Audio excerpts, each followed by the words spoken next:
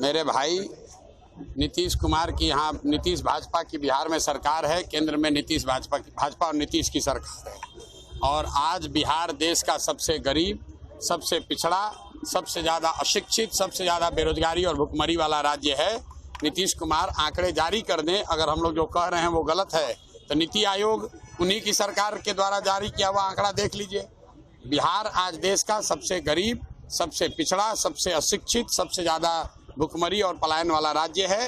ये प्रशांत किशोर नहीं कह रहे हैं, ये भारत सरकार कह रही है, बिहार सरकार के आंकड़े कह रहे हैं। और ये 18-19 साल के नीतीश कुमार के राज के बाद है, 35 साल के लालू नीतीश के राज के बाद है। और ये स्थिति बदलनी चाहिए। आप देख रहे हैं जनता वही चाहती है। नीतीश कुमार के कहने से क्या होता है? सर, सत्ता पार्टी का आरोप है कि आपके पास जनता नहीं है, मतलब आधार नहीं है, आपके पास कार्यकर्ता नहीं है, सब इम्प्लॉई है। ठीक तो बात है, तो सारा आदमी आप लोग तो ज़्यादा होशियार हैं, इतने लोग आए हैं, सब हमारा एम्प्लॉई है, तो आप जनता का अपमान कर रहे हैं। जो लोग यहाँ आए हैं ये सब लोग हमसे सैलरी पाते हैं। अगर आपको ऐसा लगता है तो आप लोगों से पूछ लीजिए उसको कितना तनख्वाह मिलता है। सर, अमित शाह कह रहे हैं कि जब तक बीजेपी है तब तक मुस्लिमों का आरक्षण नहीं देगी, कांग्रेस हिंदुओं का आरक्षण काट के बीजेपी को देना। भैया, अमित शाह के पास इसके अलावा बोलने के लिए कुछ है ही नहीं। हिंदू मुस्लिम, मंदिर मस्जिद, भारत पाकिस्तान, मारो काटो, यही सब बात ये लोग कहता है। बात बिहार की हो रही है।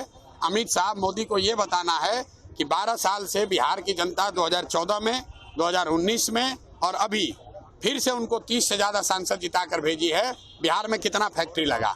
बिहार के बच्चों के पढ़ाई की बात कब होगी ये बताओ। बिहार के बच्चों को गुजरात में कब नहीं जाना पड़ेगा मजदूरी करने ये बताओ।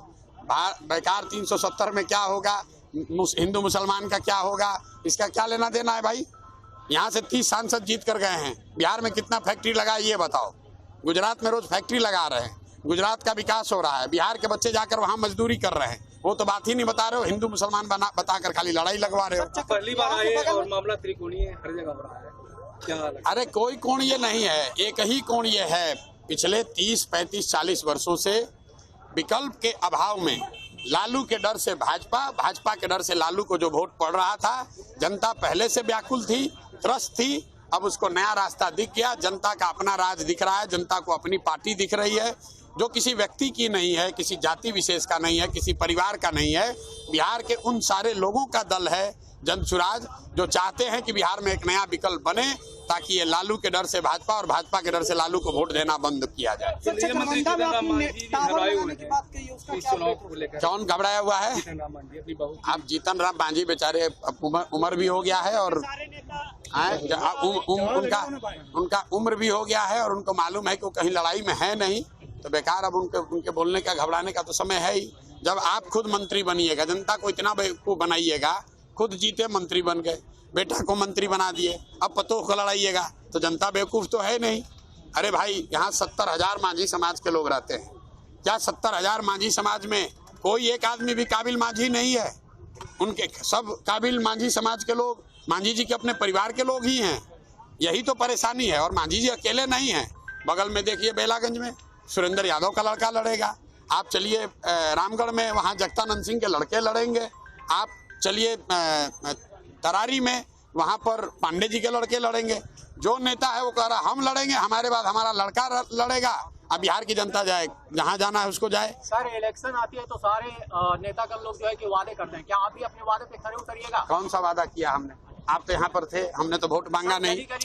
अरे सुनो मेरी बात, अरे कहा नहीं 5,000 गए, जाहिर है। तो जो आप बात उन गाँव को बदलेंगे, भ्रमण काहे करेंगे? हाँ जी, तो वही बदल, वही कहा पहले जीवन भर भ्रमण नहीं करते रहेंगे।